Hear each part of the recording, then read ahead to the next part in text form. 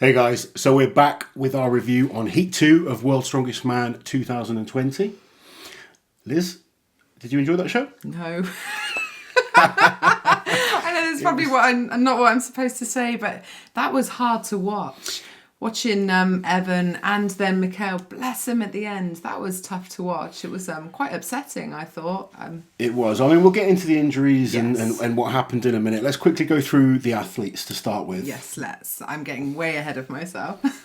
The athletes in Heat 2 were Adam Bishop, representing Great Britain, Evan Singleton, representing the USA, Mark Felix, representing Great Britain, Mikhail Shivlikov, representing Russia, Kevin Ferris, representing USA. That's it. Oh, I thought there was more. It's weird, there's only 5. Just 5 guys in each heat. Last year and this year is the first time they've gone down to 5, isn't it?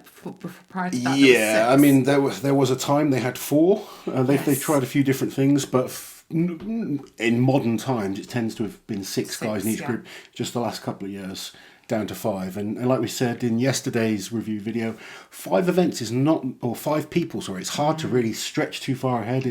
It keeps everything really close. It does. Which we saw in this group, for sure. Well, this group on paper didn't have, it didn't have a standout athlete. No. You know, like how sometimes you just look at a group and you think that guy's going to get through. There was no really obvious seed, was Sure. there? This group, you looked at the 5 guys and you're like, damn, anyone can get through this group, which makes it exciting. Yes. I think beforehand, when we saw this group, it was a real hard one to pick. Yeah. Do you remember who you picked? We're going back now, over a month or I so. remember That's a who long you time for picked. me. I think I picked Felix because, You did. Mark Felix, you've got to support Mark. You're such a big fan. And Evan Singleton, Yes. I picked. Evans looked really, really good this year. I think he is a real bright prospect. And someone I believe is going to do really, really well. I picked Evan and Adam. So, and, there's no... You could pick any one of these guys. I mean, Shivlikov, incredible strongman. Bishop, Britain's strongest man, incredible strongman. And when you look at the performances in this heat... Yes. These guys smashed it. Yeah, they did. Yeah, but we'll get into that when we go through the different events. Yeah, these heats... You don't like the heats, do you? Well, I normally like watching the heats. Yeah. I've got to say, at the moment, it's not kind of drawing me in like World's Strongest Man usually does. Yeah. Now, maybe that's me stepping back from being a competitor. And I don't think it is. I think it's the atmosphere. Yeah, I think the lack of aesthetics, atmosphere. yeah. It's kind of... even like we'll start with the first event. Farmer's Walk, first event, 160 kilos, I think. Yeah, per hand. A 12-metre course. Yeah. The very difficult rogue farmers walks. They're very, very long. They smash into your legs. And, people will always assume strong grip is great for farmers, and it absolutely is. But it's not everything. No. And you see that with Mark Felix on this event. Mark not putting the best performance in that you expect from him on a farmer's walk. He hit 42 metres, which is still really good. But you could tell he was struggling. Yeah. And it wasn't grip. The implements just kept hitting into his legs. They were going all over the place. And I mean, I say not a great performance. 42 metres in some other groups would have, it would have scored well. He would have been second place in Group 1 with that performance. He was third place though. He didn't do too badly. But when you consider in yesterday's group, a couple of the guys, I think, 38 metres got second place. Yes. There's like 4 guys that beat that in this group. Yeah, and it shows. So a great example is Adam Bishop came last in the Farmers today. Yeah, he would have come third in Group 1. Yeah. So And it shows that kind of, how important groups are, which group you put into, which events, it all changes things. But anyway, some excellent performances on the Farmer's Walk. And let's, look at Evan Singleton and Kevin Ferris. Two American guys, very strong grip, different types of style. Kevin, a lot more methodical. yeah, Nice. Kevin's was a very clean run. Evan's. Well, I said to you, I was kind of sat with Liz, and his first run, he held them forward and both implements tipped up, which I thought was smart. Yeah. I think that was good. I was like, oh, he knows what he's doing. And I think he did. I think he had a game plan. Yeah, of But course. He knows what he's doing. Evan is such a...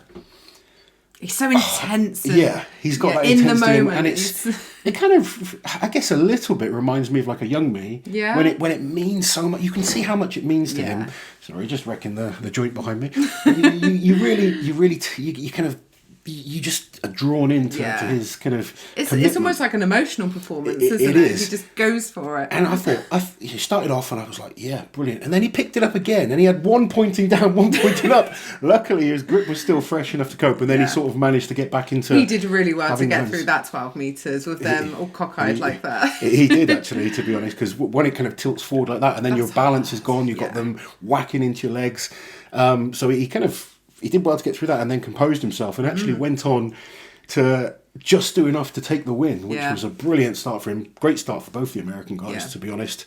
But all the performances, I mean, the lowest on this event was Adam Bishop. And like you said, 30 metres. he would have been third in Group 1. So it wasn't a bad performance, just a great group of farmers' walks. And then we moved on to the deadlift. I'm getting ahead of myself. But what a group of deadlifters. Oh my God. Well, you said yesterday this is a great group of deadlifters, but Jerry won yesterday with 9 reps. 3 guys did 9 reps in this group. That's outrageous. Yeah. I mean, it just shows how good this group was. Yeah. You know, it was stacked full of talent. I got to admit, I mean, we saw Shivlikov smash the Masters record. Or not smash, he probably did the hardest rep in the world to break the Masters. But I know. This guy has so much determination and commitment. And I would never... in a million years, have Shivlikov tying with the likes of Bish or Jerry and Felix even on deadlift for reps. But they all did 9 reps. I know. It was. I mean, Adam looked brilliant. His deadlift is always superb to watch. Adam must have been absolutely gutted because he really would have wanted to win that event and without question, he would have 2 guys I don't know the order on the day. Obviously, they edit it for TV, but that must have been pretty gutting for him to have the other 2 guys equal him, for him not to be able to get away with the points and Yeah, I mean, when you've only got 5 people, you want those 2 points clear of people, and then to have to share points. It makes things tough, particularly when maybe like there's a pressing event coming up which isn't your favourite. Yeah, he would have definitely wanted to get the big points on that, and to have Felix and Shivlikov. Yeah, and he's a dark old horse, isn't he? I love Shiv. He looked in shape. Yeah, I've got to say. I mean, great. Obviously, when we were reviewing this off, hearsay and spreadsheets and stuff, it was hard to tell what kind of shape he was in. But looking at Shiv, he was in great shape. Yeah, and he's such a great strongman. He's done so well in so many other big contests like the Arnolds and multiple one-day shows. But he's never done that well at Worlds. No, the Worlds format doesn't suit everyone, does it? A lot of guys have underperformed at Worlds. A lot of guys struggle with the groups. Yeah. I've struggled with the groups before. There's been years where the events in the final are great for me and the events in the heats just... terrible. And you ruin yourself getting to the final. What's hard about World's Strongest Man is... although, we watch it and you just watch the events, but it's very stop-start. So you don't ever get a chance to sort of get yourself into it. You can be waiting for ages to do an event. You do the event, and then you're waiting ages again, and it's you're waiting ages, told to go up, then told to go back. And all those, they're factors that some guys really struggle with. Other guys actually like it. Other guys like that slower pace, and it depends what kind of athlete you are. But there are many, many guys that struggle, and it takes a few years to get used to it. I struggle and I don't have to do it. What now? What, I need to be ready? What time? But I mean, fantastic deadlift. Yeah, amazing. 345 kilos, by the way. Yeah. 9 repetitions. Anyway, moving on to the next event. We had the loading race. So every single group did the load. I mean, actually... normally at World's Strongest Man, the groups are a little bit more varied. Yes. This year, it's, I think, just either some guys have squat, some guys have deadlifts, and some guys have log, some guys had the dumbbell medley. Yeah. The rest of the events were the same. Yeah. Which makes it interesting when you're comparing different groups. Yeah, I like being able to compare. I mean, I know, some people might say it's more boring, but I prefer to see everyone do the same events. Personally, I just think it's a bit more of a level playing field. It still isn't, because then you've got the whole group issue of who's in your group, etc. And it becomes hard to still compare, because I mean, like yesterday, Jerry Pritchett looked like he had another, at least one more rep. Oh yeah, but he didn't have to. But he didn't have to. No, so then then it kind of becomes harder to of course. to compare across different groups. Certainly easier though than comparing someone's squat to his deadlift. yeah, definitely. So anyway, loading race. This was the one of the events that all the groups had to do. 5 implements. And again, I mean, we said how good these guys were at the farmers. We said how good they were at the deadlift. They were quick. These guys were fast. Felix didn't actually finish. And it looked like Felix kind of knew finishing wouldn't change anything. Yeah, he'd come last, so there was no point in doing that 5th implement. Yeah. So it was a smart choice. It's, 15 times Mark's been to World Strongest Man. This is his 15th appearance. You've got to pick up some experience with that many competitions. And I think he knew it would be wasted energy, so he didn't finish. But when you look at the slowest guy to finish was 51 seconds. That would have been, again, 3rd in the in Group 1 yesterday. And the rest of the guys smashing low 40s, all would have won the group. Yeah. So, incredible times. Kevin Ferris looking absolutely brilliant. Yeah. He had his first World's Strongest Man last year. Yeah. He was in an extremely tough group. A ridiculous group, wasn't it? Well, you had JF Caron. Yeah. You had Kiliaskovsky. I was in it, and I was, I was in good shape last year despite getting injured. Tough group to kind of be in with. Your debut. Yeah, 3 guys that have been top 4 at Worlds. He's obviously gone away and worked hard. Kevin's impressive. Really good. Yeah, he's really sort of coming into his own now, isn't he? Yeah, I mean, in the interview he was saying he kind of relies on his speed, but he's a strong guy, great at farmers, excellent grip on him, strong back. And super fast on the loading race. Really fast. So we know Adam Bishop is really, really fast at loading. Adam's great at loading. And I would have, just looking at it on paper, I would pick Adam to win almost any loading race, unless maybe he was up against a giant like Tom, who's also super quick. But there's not many guys that are going to be beating an Adam Bishop on a loading race. So it shows how fast Kevin was. Kevin was awesome. Taking top points, he needed that. Bish coming in second on that event. Then we had Evan Singleton, Misha, and Mark Felix. So up until this point, this group was really exciting, very, very close. You had Kevin in the lead with 11 points, and then we had 2 guys on 9, 2 guys on 8 points. Yeah. Really, really tight. Yeah. It was up and down all the way through. Going into the dumbbell press, obviously we had the log press yesterday, much more standard strongman event.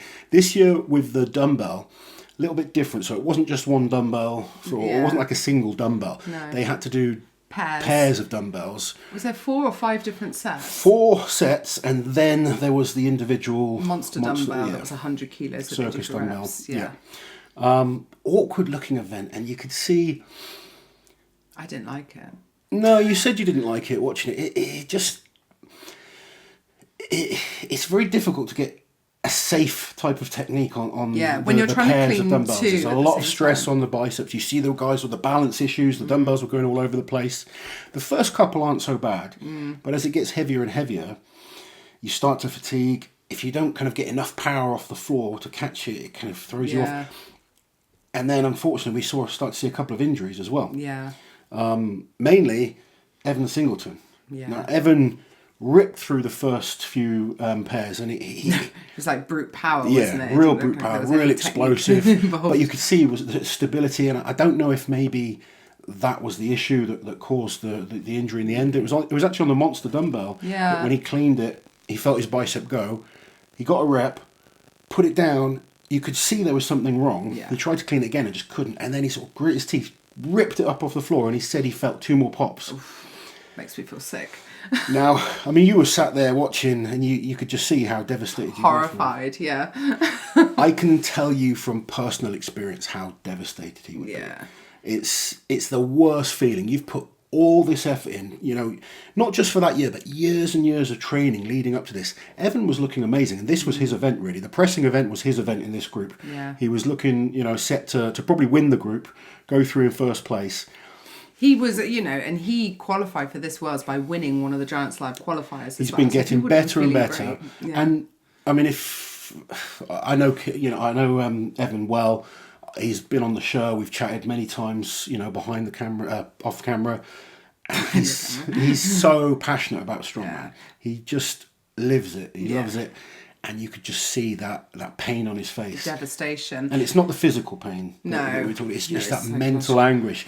It's so hard to describe if you've never been through it. But it's just like your whole world comes crashing down. And it's easy for, supportive, networks say, Liz has been with me in that situation.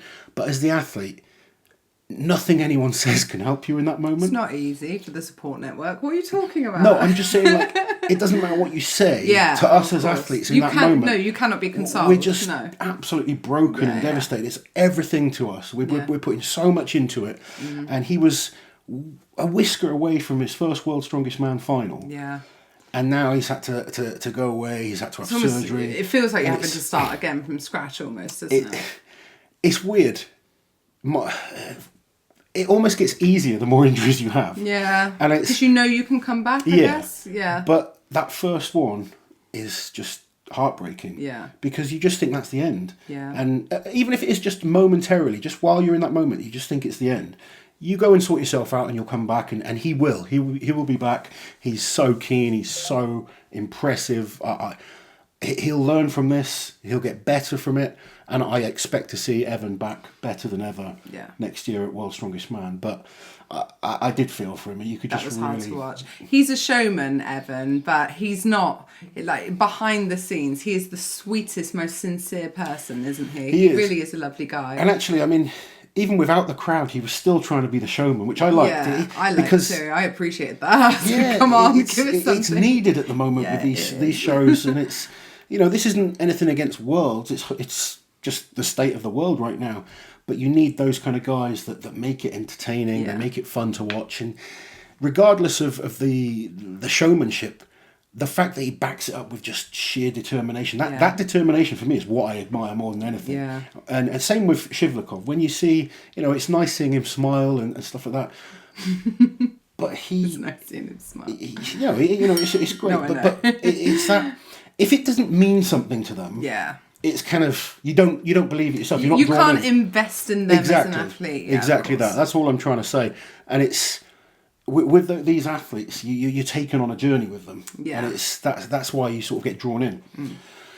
But it was difficult to watch. Way to go out. Yeah. So Evan, unfortunately, tearing his bicep, he had to. He was supposed to be going into the Out the Stone run. Yes.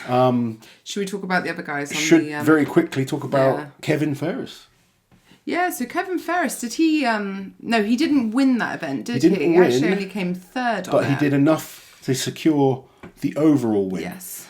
And, the improvement we said. Yeah. And when you go back and look, forget who the people were, look at the individual performances, he deserved to be in that final. Yeah, no, absolutely. I mean, that was a bad event for the Brits, wasn't it? I mean, we know that, bless him, Mark Felix's overhead has always been a weakness for him. Adam would have wanted so much more and better. Like, overhead isn't his strongest point. I think one thing to point out with Adam, I mean, Adam knows pressing is probably his weakest event. Yeah. It's not weak by any means, but at world comparatively, level, but he would have wanted better in the earlier events. The farmers, the deadlift. I mean, him tying on the deadlift would have been disappointing for him. Him not winning the loading would have been disappointing as well. Yeah, those are kind of where it went wrong. That being said, Adam's had a lot of bad luck in the past. We don't begrudge him a bit of good luck getting through to that stone exactly run. That. As an athlete, in anything, I think kind of luck levels out eventually. People talk about making your own luck. You've got to be in the position in the first place. Adam was in 4th place in this group. With the way things worked out, Evan unfortunately had to pull out. Yeah. So Adam stepped up to the plate. He got the chance to do the stones. Now, there was a lot of controversy about this amongst strongman fans, and there was last year as well. So last year, when Kevin couldn't lift that first stone, people said, well, JF should go through. But obviously, they went back to the athlete behind. Same thing happened this year. People were like, well, Shiv should just go through then. What do you think? If they've set the rules, then those are the rules. Mm-hmm. And that's something as an athlete you have to accept. That being said, I don't have to like it. No. I'm not a fan of this stone off event, no. Full stop. Yeah. But if the rules are set, then the rules are set. And you cannot then start changing those rules. No, of course not. So if those were the rules, then I have no issues with that being what you have to do. And as an athlete in Adam's situation, it worked out in his favour. What about if you were the athlete in Mikhail's situation? I've been in situations in Stonehouse where I should be... Like, if I was doing a normal Atlas Stone run, I could have still got to the final. Yeah. But I was half a point off, so 2 other guys got to do the stones against each other. You weren't half a point off, you lost out on Countback 2018. I was half a point off one of the guys, and I was on... Yeah. So Countback there was half a point between Yeah. me and 2 other guys. Yeah. And I lost out, so I didn't even get a chance to do the stones. Yeah. So that's my issue with it. I want to see 5 or 6 events, all the guys do it. Yeah. I don't like this stone off bullshit. But that's... I don't think I'm alone in saying that at all. No, honestly, And I don't think a lot of fans like it either. Well, when I think of it from a fan's point of view, like this year I'm not a competitor, I am a fan, I find it boring to watch. Still don't like it, no. I've never liked it. I didn't even find it fun to watch. No. You know, so... And, you know, going into the Atlas Stones then, we said yesterday, like, based on Luke and Robert's performance on the stones, it seems a really tough set of stones. It's a weird set for sure. I mean, we know how good all these guys are. Yeah. And, I mean, Adam had to go first on the stones in this. And to be quite honest, it wasn't a fast stone run. And Adam's a good stone lifter. 3 seconds, I think, for something 6 around that. stones. Yeah. He looked like he went... And this is, again, experience. If you think that 6 stone is about the 160, 165 mark, Yeah. you go back to Belsac doing nearly 20 reps or something it was with that stone. It could be a different stone to be honest, but same kind of weight. It just shows that the circumstance that you're in, whether the environment is affecting how hard they are, or what, there could be humidity. There's a lot of factors that do vary how stones feel. And you can tell these guys are struggling because these guys can lift heavy stones all day long. They're the best guys in the world. And it's one of those situations when I was starting out, or even when I got good, and you know, people will see me fail stones at World's Strongest Man. I've failed the last stone at Worlds a number of times. Backwards probably. And people back home will be sat there thinking, oh, I can lift that stone. You know, guys that haven't ever got to the World's Strongest Man, I can lift that easily. You don't know unless you're in that competition. No. These guys can all lift 200 kilo Atlas stones when they're fresh and they're in their gym and perfect climates. It changes at competition, so you can see they're all struggling. Yeah. Adam put to be quite honest, a slow run in. Yeah. I thought Shivlakov was going to blitz this. Yeah. And he looked set to, you know, he wasn't actually rushing. He was just taking his time. He was on a good run. And he had 20 seconds left. So... And then on the 6 stone... Something went, didn't it? He clearly hurt himself. You just saw him like pull away. I thought it might have been a bicep or something like that. I think we found out it was a groin issue. Yeah. And I've never seen Shivlakov so disappointed. It was a sad way to end it, wasn't it? Shivlakov, I've seen him deadlift with torn muscles before and still smile. Yeah.